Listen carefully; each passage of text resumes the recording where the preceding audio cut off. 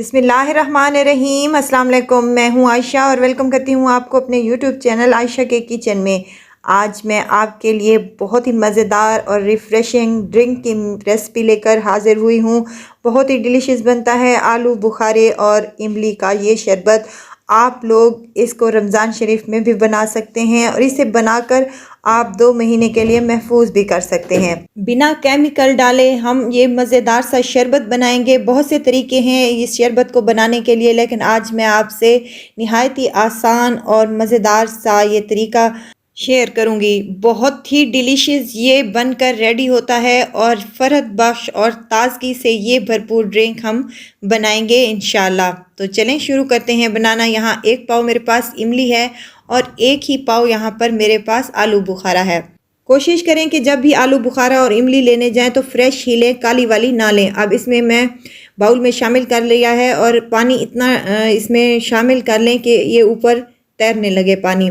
अब इसको कवर लगा देंगे और तकरीबन 8 से 10 घंटे इसको हम रेस्ट पर देंगे। मैंने ओवरनाइट इसको रेस्ट पर दिया था। सुबह मैंने यहाँ पर इसका कवर उतारा है तो माशाल्लाह से फूले हुए ये हमारे आलू बुखारे और इमली हो गए हैं। हाथ की मदद से अगर हम प्रेस करें तो ये आसानी के साथ गुठलियाँ अलहदा हो रही हैं और पल्प हमारा एक साइड पर आ रहा है।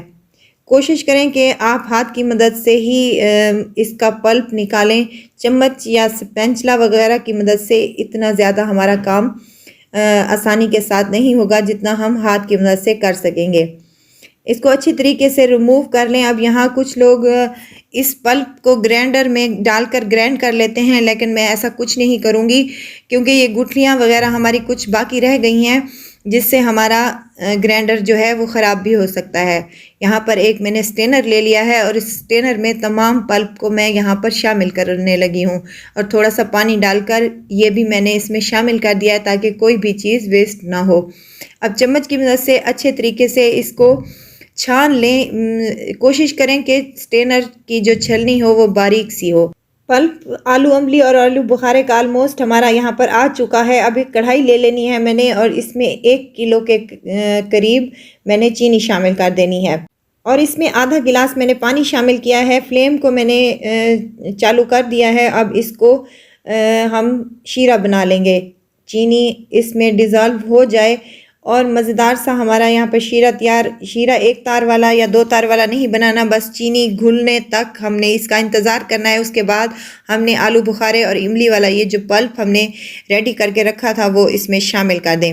हाई फ्लेम पर इसको पका लें। साथ में अगर चम्मच हिलाती रहेंगी ताकि ये जो चीनी हमारी रह गई थी वो भी डिज़ोल्व हो जाए। तो यहाँ पर मुझे 5 मिनट हो चुके हैं पकते हुए। माशाल्लाह से बहुत ही मज़ेदार सा और हमारा गाढ़ा होना शुरू हो चुकी है इमली और आलू बुखारे का ये शरबत।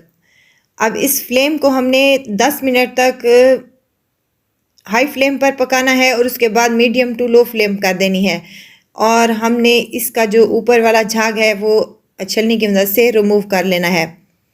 तकरीबन 15 मिनट और 20 मिनट हो चुके हैं मुझे यहाँ पकाते हुए। गाढ़ा होना शुरू हो चुका है हमारा ये शरबत मज़ेदार सा। अब इसमें कुछ हम मिसाले ऐड कर लेंगे। यहाँ पर मेरे पास नमक है, काला नमक और सफ़ेद ये जो रेगुलर नमक होता है वो इसमें हाफ टी स्पून शामिल कर दें। बहुत ही बेहतरीन सा टेस्ट और फ्लेवर आएगा।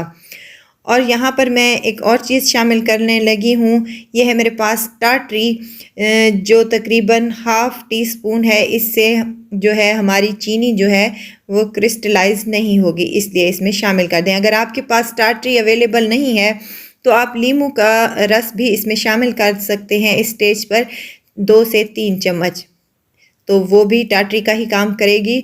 तो माशाल्लाह से यहाँ पर गाढ़ा होना शुरू हो चुका है। अगर आपको यहाँ पर मेरी वीडियो ज़रा सी भी अच्छी लग रही है तो लाइक कर दिया करें, प्लीज़ सब्सक्राइब कर दिया करें और साथ ही में बेल आइकन के बटन को भी ज़रूर प्रेस कर दिया करें। ऑलमोस्ट हमारा यहाँ पर शरबत गाढ़ा हो चुका है। अब इसको फ्लेम को हम यहाँ पर ऑफ़ कर देंगे और बाकी जो हमारा गाढ़ा होगा शरबत वो ठंडा होने के बाद हो जाएगा। तो यहाँ फ्लेम को हमने बंद कर दिया है और ठंडे होने के बाद बॉटल्स में मैंने इसको भर लिया है। और यहाँ मैं आपको बनाने का तरीका बताती हूँ कि शरबत कैसे बनाते हैं। गिलास में आइस क्यूब्स डाल लें और ये शरबत की जान है तखम बलंगू, जिसको मैंने 15 मिनट पहले पानी में भिगो कर रख दिया था। एक एक चम्मच ये शामिल कर दें।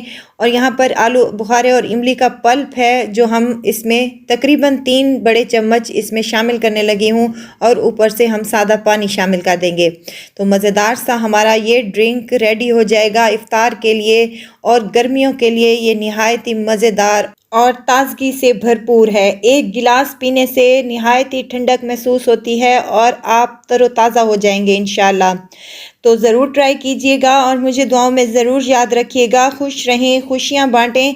इजाज़त चाहती हूँ, फिर आऊँगी इंशाल्लाह नई और मज़ेदार सी चटपटी रेसिपी के साथ। आयशा को दीजिए इजाज़त। अपना बहुत सारा ख्याल रखिएगा। अल्लाह हाफिज़।